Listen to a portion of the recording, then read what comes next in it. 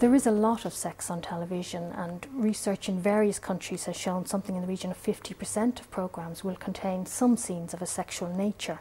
Now, a lot of it isn't extreme or very visually explicit, and very often might only be 2 scenes in a programme. So there's relatively little, but in a lot of programmes. So children are exposed to a certain amount of sex on television. If parents do come across sex on television, it can be used as a springboard for a discussion.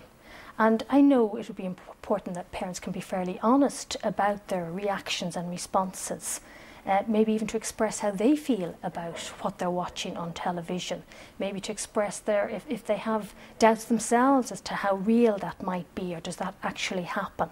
So in other words, to open up discussion. Maybe it's not necessary that parents have the answers or know everything, but that they're willing to talk with young people, and television can sometimes provide that opportunity.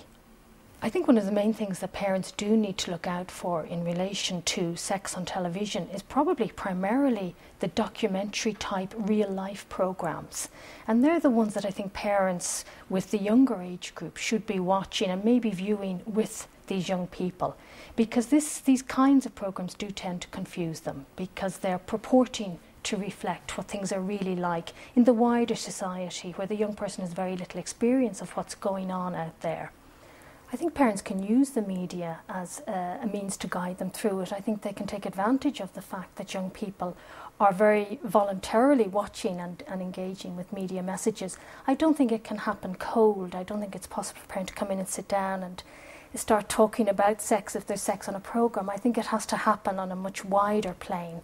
I think it has to happen where the family or members of the family are watching television and begin to engage in some forms of discussion.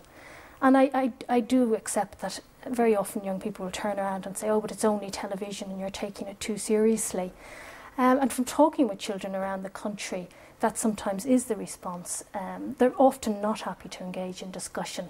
But at the same time, they do complain about being reliant on television for their knowledge about sex. And they do want parents and schools to become more involved in giving them information so that they don't depend on television, so that they've some exterior form of or means to judge the messages they're getting from television.